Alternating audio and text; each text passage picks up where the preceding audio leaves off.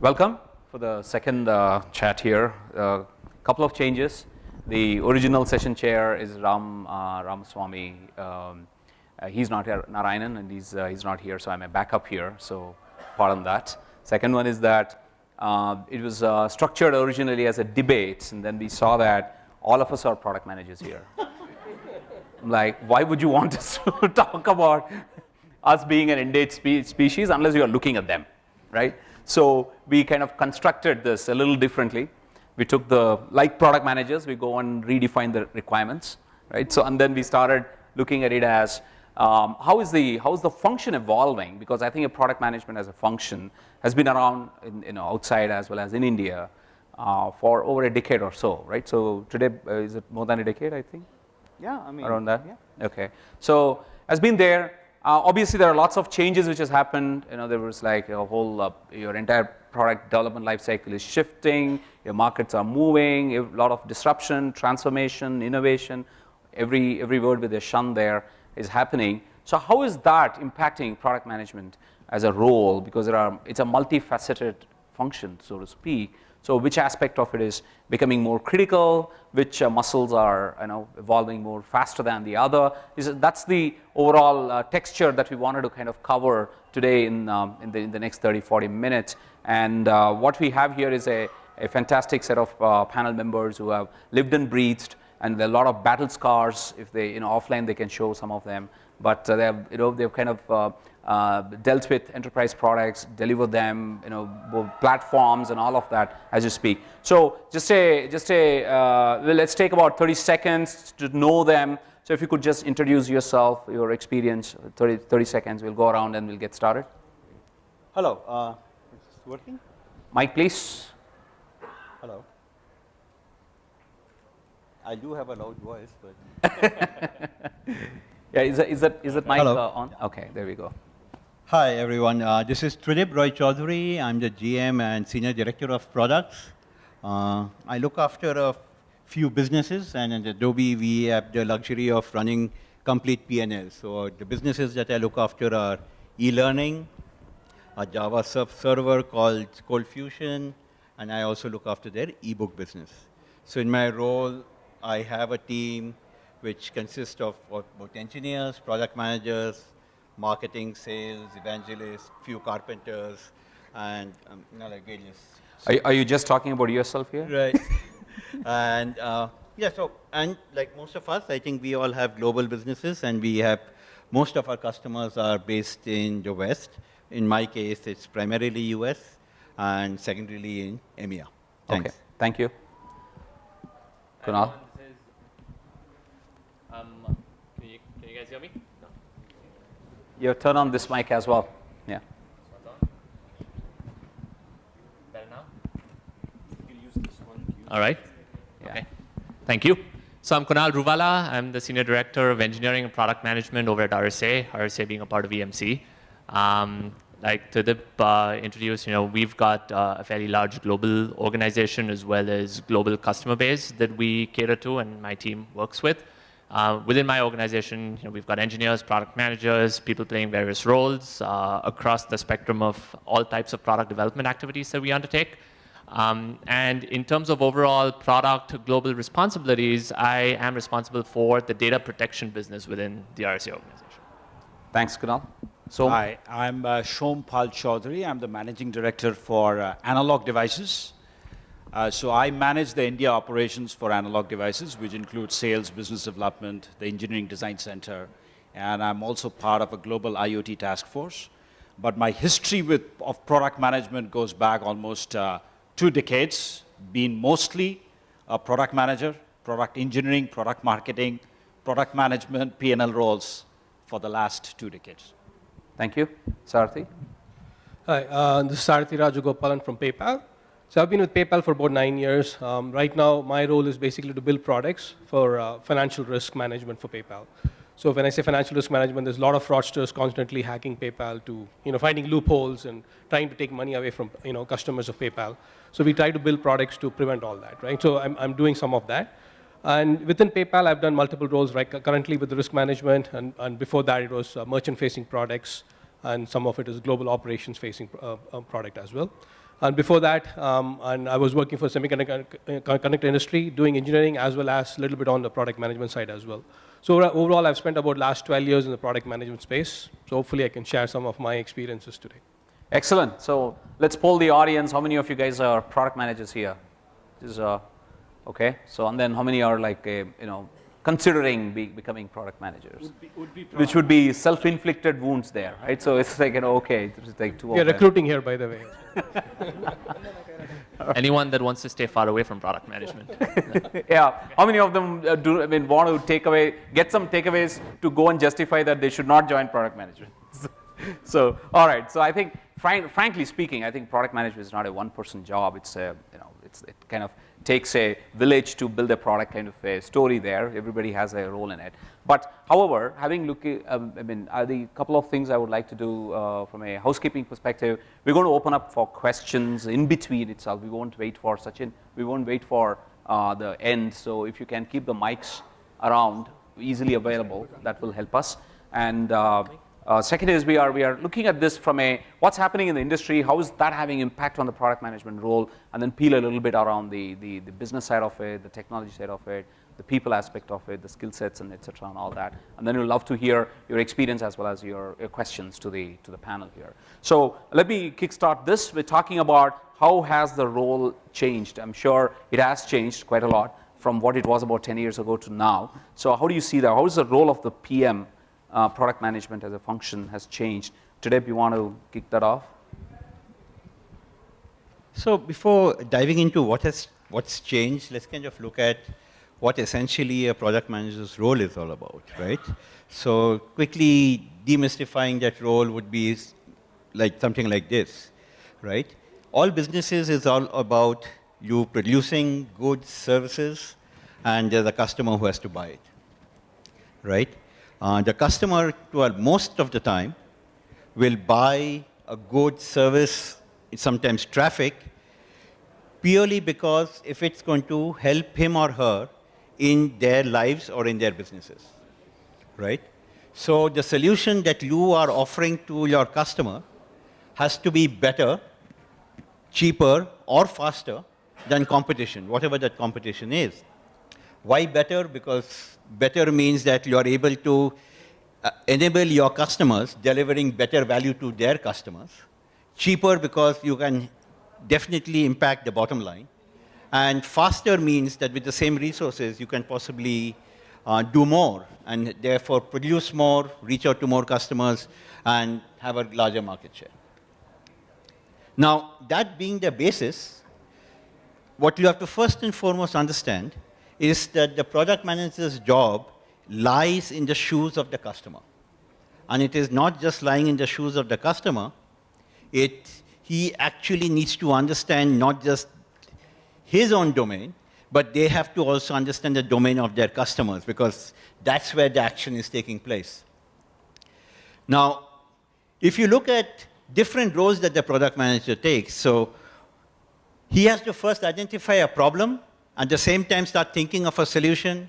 Then he has to talk to product marketing to figure out if the customer set that he's going after is reachable by them. Then he has to also check back with the engineering to check to see if the solution that he's envisaging is at all technically possible or not. So essentially the PM's role to a large extent is all about becoming the glue between three important stakeholders. There's much more, but for the purpose of this discussion is customers, engineers, and product marketing, right? So in this space, the first thing that you have to understand, and I think Sachin kicked off by saying something about data and the ability to use data more aggressively in your businesses today. There are two kinds of situations product managers can find themselves. If the product manager is looking after a 2.0 product or a 3.0 product, he has some customers and he can get some feedback. He can actually inject data engineering into his products and collect live data as they come along. So the role of the product manager downstream becomes easier. But when you are building a 1.0 product, he doesn't have the luxury. And therefore, in that case, he really doesn't have a huge amount of ability to fall back on data sciences and all to help him in his journey. What do you think, Kunal? What's your view? I'll add to what Tridib just introduced, right? So agree that product management is sort of the glue between different roles that exist within an organization. If you put it in a slightly different way, maybe that's the closest you would get to a GM's responsibilities in the role of a product manager. And I also think that there are differences when you talk about a 1.0 product or a 2.0 product, or what the evolution of the product lifecycle is within sort of the organizational domain and what customers are expecting. Now, what's the best thing about having a 1.0 product out there? You've got revenue, you've got customers. What's the hardest thing about having a 1.0 product out there? You've got customers, right? And I say this, sort of tongue-in-cheek because when you have those customers, we default automatically to the traditional ways of talking with our customers and trying to assess and gather as much information as we can to make decisions on what the next big thing is. And traditionally, the first set of people that we as product managers or teams reach out to is those 7 customers that are your customers for the 1.0 product. I think that's where some of the changes that we're seeing with analytics, that's where some of the changes that we're seeing with real-time data feeds coming in fundamentally changes what I think product managers should be doing. I think both of you guys are echoing something which I just wanted to double click on, which is that you're saying that for more mature products, you can use a lot of data supported decision, hence Yes. the role of product management there is a little more commoditized. Would you say that way? Versus in a new generation product where you really need the product managers to actually intuit and figure out what they want to build. So in the spirit of supporting the product manager that defined these badges, we were talking about this as we were talking before this session started. The topic does say, is the product management role endangered? Is it an endangered species? I think a product management role is a full spectrum of things that need to be done. There's the tactical side of the decisions that need to be made, and there's the more strategic side of the decisions that need to be made. With the amount of data that we are able to ingest, collect, run analytics on, I believe that over time the tactical side of product management does become more obsolete, whereas the strategic side of product management becomes more interesting. Okay. And there's a lot more you can do with it. We'll peel that a little more there. So, yeah. Take off. Sure. All of you have these badges, right? Yes. So the most obvious way to read them would be like this, right? And that's ulta. So a good product manager would be printing them other way around, because this is not really a nice way to read because this thing comes in the way. So this insight possibly will not be coming out from data sciences. Maybe you'll find a lot of people kind of taking a longer time to read it and maybe get some analysis. But a good product manager should be able to just look at it and say, oh, this is printed ulta. There we go. This debate is settled. Product managers are needed. So was there a print better feedback for badges. Zinnov? Or? I don't want to comment on that. So, what's your view? Yes. So, frankly speaking, the product manager role differs from company to company pretty widely. There are situations where product manager literally is the CEO of the product. His alliance is to the product. He makes decisions on the products. In many cases, they are broken down. The entire product management task is broken down under multiple individuals. And they might be focused on the inbound product management pieces much more. So again, it varies widely from company to company, from role to role. Now, specifically on the aspects we are talking about, using data analytics to gauge who are the customers, how are they working on the product is pretty nice, maybe more from a software standpoint. Once you have a UI, once you have a website, you know where customers are clicking through and so forth. But for system companies, for semiconductor companies like us, we have to do a lot of crystal ball gazing, right? So for example, even our customers who are the system OEMs, I'll give you a classic example. All these Fitbit kind of gadgets that you see today, which is doing heart rate monitors, stress, motion detection, and so forth. All this work got started by, say, Analog Devices 5 years back.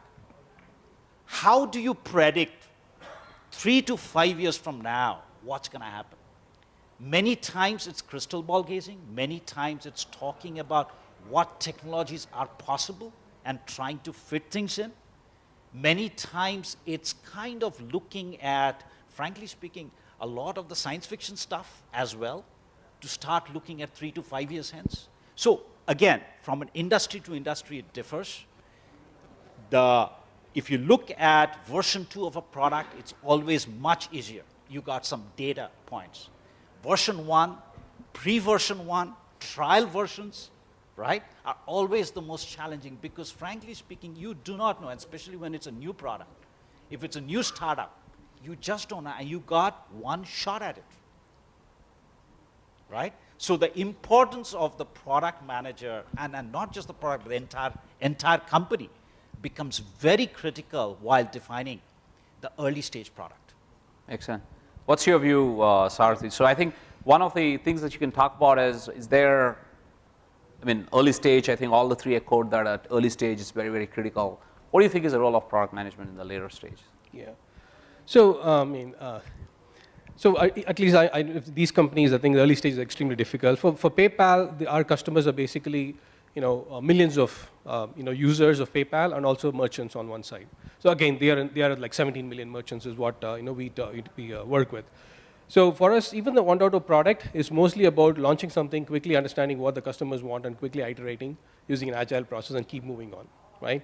It's not as difficult as it is for a semiconductor company where the life cycle of the product development is much, much longer, right? So that way, it's slightly different.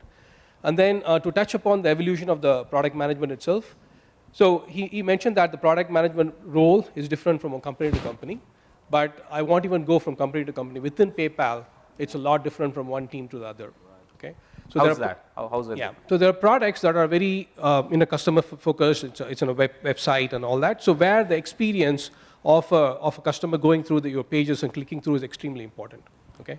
So whereas the products that we develop do not touch the customers directly, right? For example, from a financial risk standpoint, right? I'll give you one example. So we have a product for collections. It's basically an account going negative, people using PayPal even when they don't have the money in their account, and we have to go after them to get the money. So how do we go after, who do we go after, and what time do we go after? So we have to build some algorithms and models on when the paycheck is coming in a certain country at what date and things like that to be able to build a platform.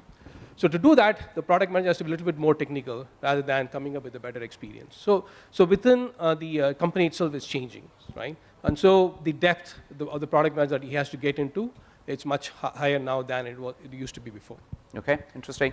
Any? Yeah. Can I add one more comment Sure, to this, right? So as we talked about some of the tactical stuff becoming a little more obsolete, I think therein lies the opportunity for product managers to explore what is available on the strategic side and have that value added back to the organizations. When you have your set of customers, you reach out to your customers and you talk to them. When you have data analytics that takes care of your existing customers, it opens up possibilities where you talk to non-customers. You talk to people who may not have been considering you in the first place at all. Absolutely, you extend the pie. And therein may lie the opportunity for the next wow thing, next big thing. Right? Got it. Okay. Any questions or comments on this? Then we'll move on to the next subtopic. Yes. No, you know you're in the product management discussion, right? I'm just kidding. Go ahead. Yeah. Good question. Okay, if you can pause that. His question is how is agility impacted? Agile process has impacted this. If you could pause, that's probably something we'll touch upon in the next segment. So, any other question on just the role? How the role has changed? Is it become more tactical? Is it more strategic aspect of it? You guys in agreement with this? Because there's one clear takeaway which is coming is the early stage product management is a lot more, requires a lot more intuiting versus the later stage because you have availability of data coming in later part that I think is being echoed. Even within that, there's some strategic aspect that you need to explore, right? So if there's no hands up, I'll move on to the next one, which is primarily, we'll touch upon this, is that I do believe that one more thing which has happened is if there is few words which is echoed between yesterday and today, it's like your transformation, innovation, and disruption and all of that, right? So there's humongous amount of disruption. There's a lot of crunching, time crunching. You have to do much more faster, things iterate much more faster, which is to go to your point. There's a lot of agility which has come in. So earlier life cycle was much more cleaner. The product management will go out there, they go up the top of the mountain and then find out the 10 commandments and bring it down and the engineers will build it. But that's not going to happen anymore, right? So it's like happening much more real time, much more faster, and nobody even knows how to measure that. So, and also the other aspect is how you determine the success of a product is actually becoming more from moving from being a very deterministic to a very probabilistic, particularly if you're going into artificial intelligence and all that. You don't even know whether you build the right one. You can never know that. So the algorithms of Facebook news feed, for example, what does it mean? Because algorithm, you can never tell whether it's working well or not. In this age of disruption, how does the product management, whole view of the product management has changed? How is the life of the product manager changed in this age of disruption? So, Tridib, you want to take a shot? So I think the question that we have to ask is, what are the key things that you're looking for in a product manager, right? So the first thing that you need to look upon is customer, like ability to work in the customer's shoes. I think that's really critical. The second one, I think, is an attitude issue, right? It's about not having a chalta hai attitude. Like product managers typically will not have a chalta hai attitude. If they see something wrong, they'll at least kind of try to solve it, whether they can solve it in the real world or not in their mind. That's the kind of a problem-solving attitude that you need to have. If you keep these two as the two top traits that you're looking for in a product manager, nothing much has changed from that point of view. What has essentially changed in this world of being able to iterate faster, to your question on Agile, a lot of the product management's work actually happens before the product starts getting built. What happens in the Agile process is essentially you're finessing how you're building it. It's like that's where this ulta thing would have been found out. But the fact that you need to print something is something that the PM would have had to decide early on. So in India today, and I don't know if some of my co-panelists have experiences, we have things called external product managers and internal product managers. The part that you're talking about is the internal product managers, where you can actually, Agile process A helps because you can get customer feedbacks. Using data injection into your product and the trials that's going out, you can actually get live feedback to help you in your process. But for the external facing one, I still believe that that's still outside the realm of where data science is today. Along the lines of internal product managers and external product managers, I think we experience some of that within my organization as well. As we're moving more towards Scrum or Agile practices, more often than not, we do want product management or product owners to be co-located or sitting closer to where the engineering teams are. And the role that we do expect them to play is wearing the customer's shoes. So instead of having access directly to the customers, which in some cases is harder, does the product manager represent not just a customer, but a set of customers and truly present the views of what the market wants? And I think that's kind of a big shift that we expect product managers to play in the roles that we're seeing. So? Yeah, so I'm kind of representing the hardware and the system kind of an ecosystem out here, right, compared to all the software folks. So I'll take a slight different view. Yes, from an inbound product management area, we all use Agile and Scrum process and so forth, right? Now, what is changing? The product manager role, I would say look at any system house, look at GE, look at ABB, Honeywell, any one of these large system companies, right? And these guys are all my customers. They are calling themselves a software company, right? Now, what is changing from their product manager standpoint? They were very siloed. They were essentially looking at a sensor piece or a connectivity option or kind of a server option, right? In the past. Today, it's all about connecting up things. I have not seen, I was just talking with my fellow panelists, I have not seen a single system in the last 1.5 years which is not connected to a cloud or a server infrastructure, right? So what does it mean? Now, as a product manager for a system, you got to understand the sensors, you got to understand what kind of processor you're going to use as an embedded system. You want to understand what kind of connectivity to options you have, what cloud infrastructure you're going to use, and what is going to be your data analytics platform. And on top of that, it's not just sensor connectivity cloud. You got to understand the domain as well. So product manager role is kind of getting stretched as well in this particular areas where everything is getting to be connected devices. And on top of that now, you got to decide where are you going to run your analytics. You can run it on the cloud, you can run it on your gateway, you can run it on your edge nodes, right? So a lot of complexities come up. So this is point number one, which many of our customers, the system OEMs, are facing. Now, what kind of challenges are we facing as a semiconductor company? We have been kind of asked to look at the customer's customer more and more. What you guys have seen probably in the consumer world, in the phone industry, what happens? It's the MediaTeks and the Qualcomms of the world. They come up with the chip, they come up with the entire system, they come up with the entire software. Go to many of these vendors, right, except for the top one or two, and essentially an ODM or an EMS company churns out the phones.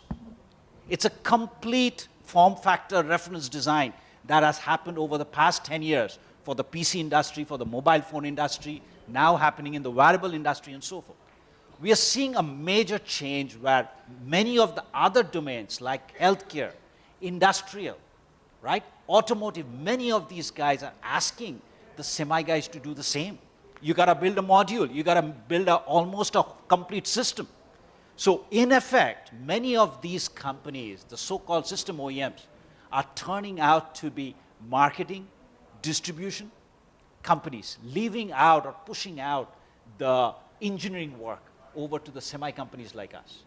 So we have to step up. We have to now understand, our product managers need to understand the customer's customer.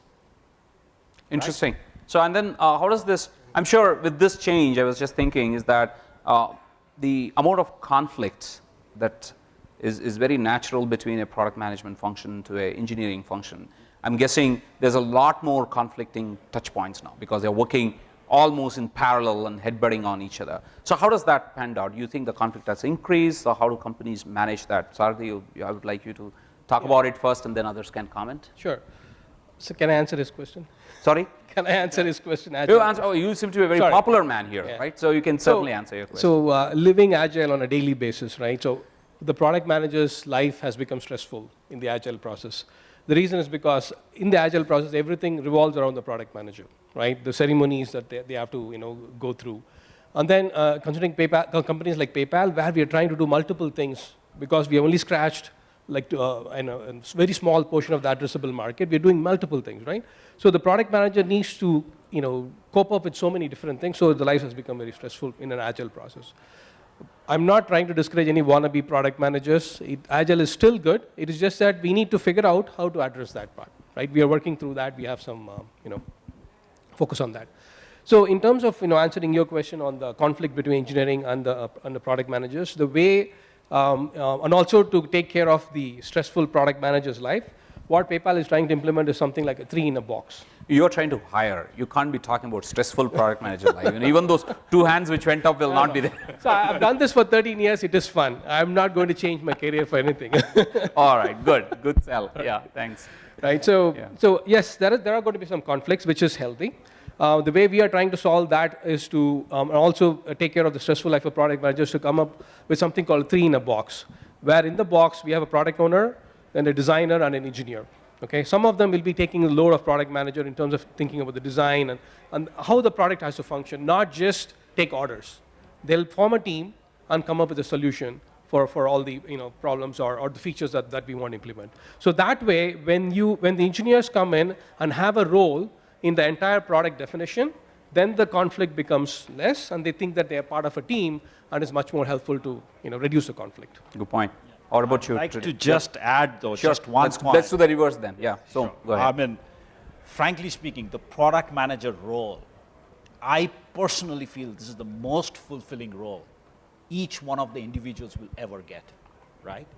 You are understanding the customer, working with the engineering teams, developing a product. Believe me, guys, it's the coolest role possible. And you are the best marketing person for a product management role. To that point, we also, to that point, I'll support them, right? I mean, to that point, yes. We spoke a little bit about how, you have people that can go an inch deep in a lot of areas, but then have specialization in one of those areas. Okay. I personally believe that as a product manager, you also have more of an eye sort of a shape, where you are founded, your base is very strong either on the business side or on the technical side. And then you have the domain expertise as well as the ability to go across things. And I think that experience of doing all of those things together and putting it together is truly phenomenal. Excellent. Tridib? So let me ask the second question first, is about what's fulfilling about product manager, right? One of the things that I can tell you at Adobe, like the product managers are clearly treated like gods. They own the business, they own the decisions, and it's hardly a week goes by that we don't have an engineer or a program manager or a quality person coming and talking to you and saying that we want to be product managers, how do we get onto this page? It happens every week, right? That being said, the question about what's changed, right, is as far as product management is, I mean, what was the question? The conflict, engineering. Right. So one of the things that you need to be, as a product manager, you need to be an adult. I think that's really important. You have to be an adult. In the sense, you have to deal with a matrix, right? You have to talk with legal, you have to talk to finance, you have to talk to the guy who's generating the SKU, you have to talk to product marketing, and you have to talk to engineering. In Adobe, the engineering product management conflicts are legendary, right? And the way I look at it is very simple. You know, like we all love our iPhones, we all love our Apple products. One of the things that goes completely unrecognized is the fact is Apple is a bloody good engineering company. Forget about the fact that they're a design company. They're a bloody good engineering company. Why do I call them a bloody good engineering company? Is because the engineers there are able to generate the product which exactly reflects the vision of the product manager. A lot of the product managers out here would have experienced that the vision that they have and the thing that goes out, there's an impedance mismatch. The product manager wants to go north. The product actually comes out north by northeast. It might just be that 15 to 30 degrees difference, and all that makes a difference between creating a customer wow and I might buy it, right? So that's the conflict that you have to live with, and the way we solve it is very simple. We believe in Darwinian philosophy that everybody wants self-preservation. So in my group, the product marketing manager, the product manager, and the engineering manager all carry the revenue targets, right? They carry the revenue targets, they carry, in my case, the margins, right? Because we have to generate phenomenal margins. And that's it. So you kind of keep them same goals, then they will not go north, south, east, west. They are forced to kind of go north because that's where the money is. So. Excellent. Any questions? I'd like to open it up. Okay, so I see some, just because you're close to me, go ahead. And then I'll take one. Yes, I see one. And there. Sorry, yeah, no, I'm picking one from the back. You go ahead with your question. Sure, I'm Guru Raj from Allscripts Healthcare. I believe the panel would definitely agree Aadhaar is one of the best technology products which has come up from India and which is globally recognized. My question is mostly related to the product managers or the product owners being technology sensitive. I'm bringing that point because Aadhaar has not really picked up, probably can debate on that, has failed technologically using the right technologies. So I would probably quote an example because the biometric, we could always see there are more than 2 people having the same biometric. It's not a technology, it's not a product problem, but it's more of a technology problem. So I would probably pose this question back to the panel to see how technologically sound should the product owners be to make the right decisions. How strong technically product owners should be. Kunal, you want to take it? Yeah, so I think, so again, I don't think you'd be successful as a product manager if you don't have a sound technical, base. Now, it doesn't mean that you get involved in every single decision making and every single decision that needs to be made in the design of the product or in releasing the product or in building the architecture for the product, right? In fact, most product managers that will get involved at that level are likely to have their teams fail because there's a lot of interference or there's a lot of challenges through that process. But I don't think that you would be successful as a product manager if you don't have a foundational, strong foundational basis on the technical side and a good understanding of the domain that you're specializing in. So I think that is essential in my opinion. Okay. There was a gentleman there. They have to have an aptitude for technology. That's absolutely necessary. Or at least the area that they're working in, they have to have an aptitude. They want to take a deep dive. They might not understand, they'll go to somebody else, figure it out. But they need to have that aptitude. Yeah, I'll give you a kind of a personal example in my first product manager role, right? So I transitioned, like many of us, I transitioned from an engineering to a product manager, right? So the first advice I was given by my boss, who was 20 years into product management, product marketing, Shom, you're too much of an engineer to be a product manager, right? So yeah, extract. You need to have the solid foundations, but you gotta extract yourself out. Be on the customer shoes first. You are representing, you're the voice of the customer. All right, great answer. Yeah, my second question, same question is related to the how much accountability and responsibility a product manager owns. And suppose you want to take out one product, right? And you compare with some other competition. When you are communicating to engineering, you just go and say, I want same car, right? I want to you make the same car. Or are you involved from the design all the way to FRS, I mean revenue shipment? How much a product manager involvement and how much you are accountable, right? You just blame engineering team, say that, okay, I given this. I totally vote for blaming the engineering team. I think you got the answer, right? So any other questions? Yeah. No, there was one in the back. My question Yeah, is not one lady. answered. My question is not answered. Oh, is it? Okay.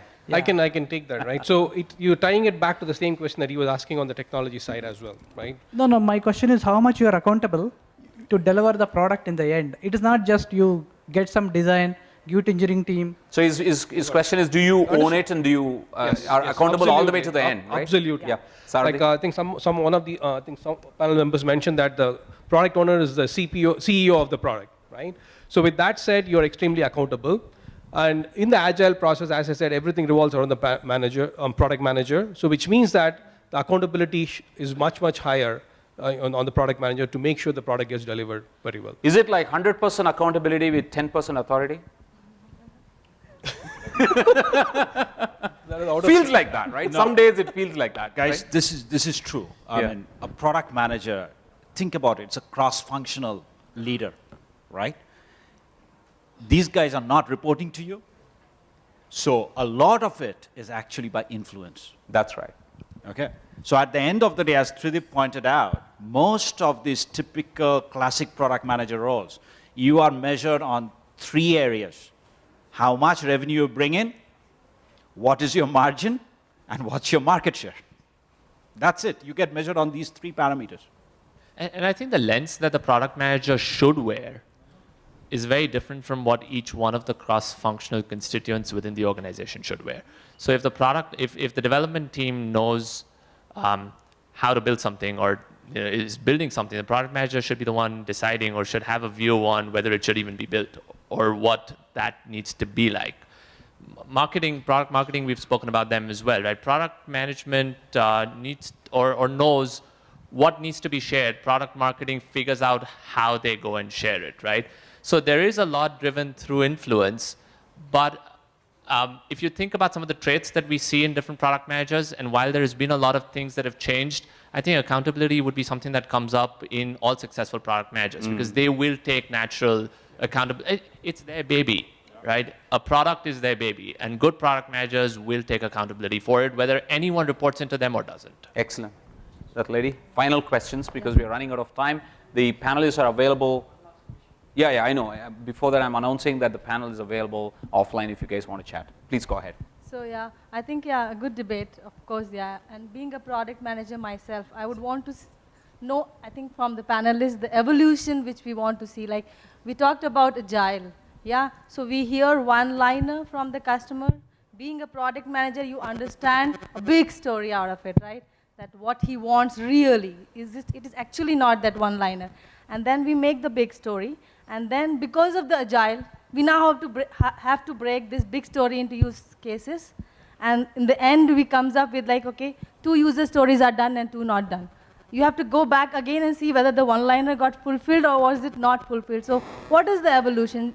Do we have to think in breakups or do we have to still think the whole baby together? I mean, how is the evolution should be now? Okay.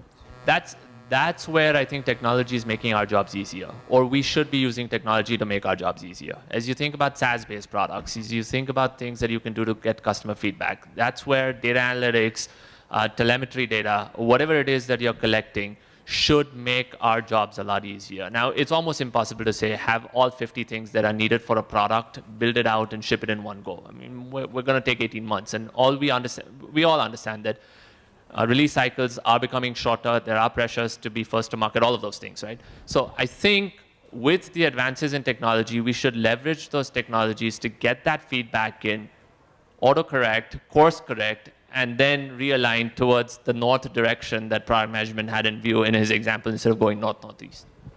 Thank you. Anybody else? I can take that, right? Sure. So as a product manager, I think I would look at the whole product as a whole, and then, yes, from execution standpoint, you may not be able to build the whole product in like one sprint, right? It may take 2 sprints. So what? I mean, definitely, if you don't have the full vision, then somewhere you're going to falter, right? It's better to think of the product as a whole. Okay. So I'll continue on the baby metaphor that was used by Kunal, right?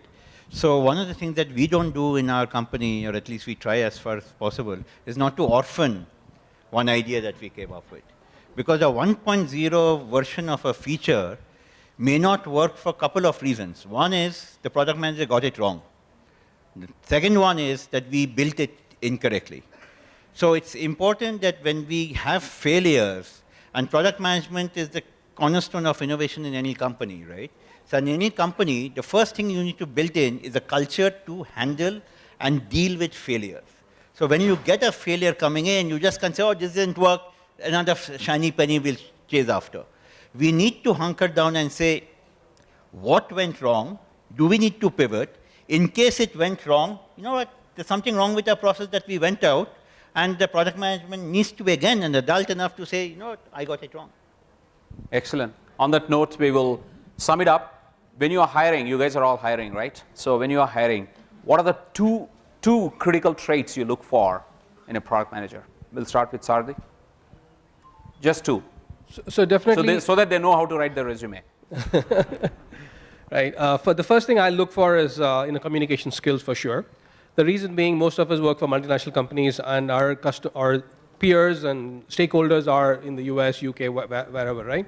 So communication and articulation, goes a long way, especially when talking through the phone, over the phone, and all that. So definitely, I look for that.